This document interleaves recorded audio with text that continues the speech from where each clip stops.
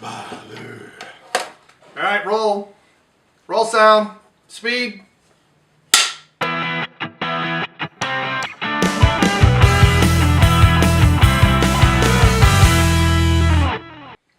Hey, it's Brain Muffin back with a beer review, and today we have from our good friends Kendo Slice over at World Class Bullshitters, Brewligans Indian Pale Ale. Now, he gave me a bit of information about this beer, and I want to make sure I get everything correct. So, even on here, it says this is by Second Shift Brewing in St. Louis, and this is in honor of the Louligans, or the Louligans, hopefully Louligans maybe. Yeah, he's got it spelled wrong. Louligans. So that's the St. Louligans is the official club of the St. Louis football, the official fan club of the St. Louis Football Club. I'll get this correct eventually. And I'm believing that that's soccer and not American football, but that's just me. The can art, so this drawing on the front was done by Kyle Scarborough of the Washington Tattoo Collective. So thank you very much. I'm looking forward to this. This is 1 pint, so it's a nice 16 ounces. So the glass it'll be well filled. 6% alcohol, and it says on the can, serve at 45 degrees. So some of you have watched my reviews and think I'm nuts about having beer served something not 32 degrees or 28 or something colder. Right on the can, 45. That's to make sure it opens up. Otherwise, it's going to be a bitter bomb. And he's on the trail of something. All right, so let's get going, man. We're just wasting card space now. So thank you very much to all those, to the St. Louis football fans, and to Kyle. It's a nice art. So skull and crossbones got something. I'm not sure what that says across there, but bottles as the skull and crossbones. The crossbones part is bottles. So, did I shake this up? I don't remember shaking it up. Oh my goodness, I can smell the hops already. Wow. Ooh, it's like orange and grass. It's got a citrus, but it's very orange. Ooh. Now it does say on here that it's Citra, Centennial, and Cascade hops. So Cascade should give us some nice piney notes. And Toby's telling me he wants to go UT, which we'll do in a minute, Toby. Don't you want cheese after this?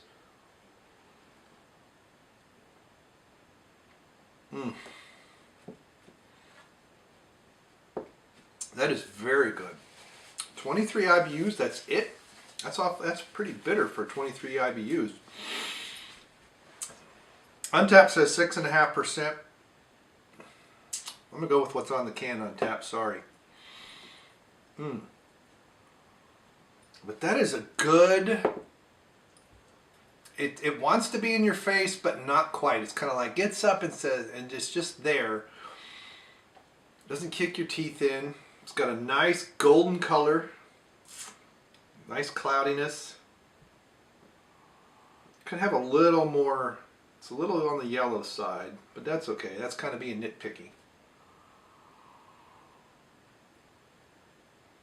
Hints of grass on the nose. And citrus. You get some grass and citrus. I shouldn't say grass, pine and citrus. And there's noticeable orange at the beginning, and especially mid-mouth. Noticeable.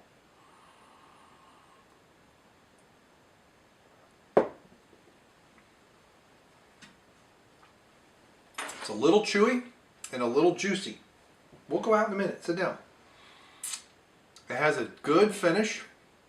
Now I see why they say 45 degrees. Because it's a little bitter, because it's not quite 45 degrees. It has been sitting out for quite a while, but not long enough. It is a little on the cool side.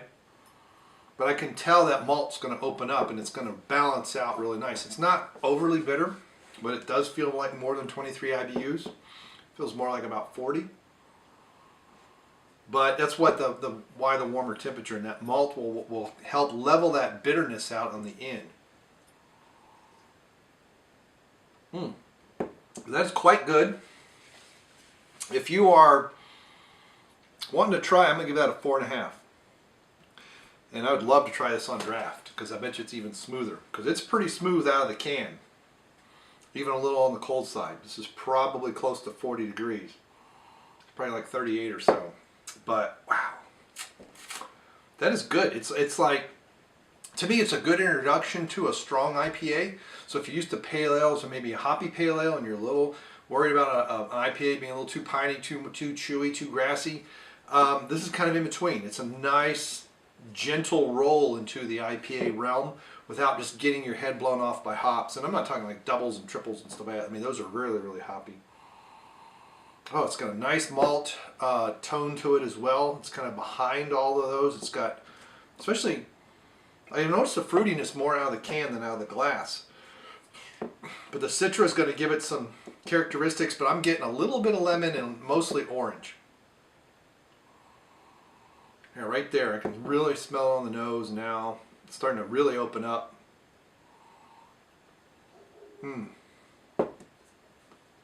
That's a good 4.5. Middle of the road, so level 21. So that's what I'm saying. It's just kind of, it sits very nicely between really bitter hoppy IPA and a hoppy pale ale. This sits right in between. It's got the right color to be in between. A pale is going to be a little more yellow, and a hoppier, bigger IPA is going to be a little more golden. It's got a little bit more caramelization to the malt sugars, and this sits perfectly in between.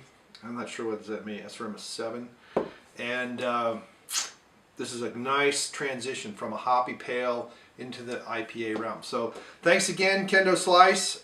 Thanks again very much for the beers that you've provided for us to review.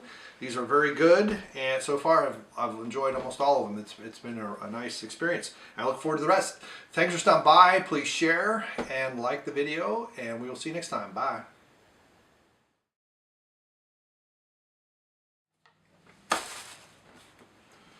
Somebody's driving by making noise.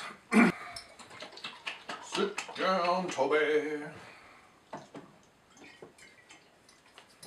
get some cheese. Cheese, mama, cheese. I see you, boy. I gotta get my shoes on though, Toby. It's been raining. I can't go out in my slippers.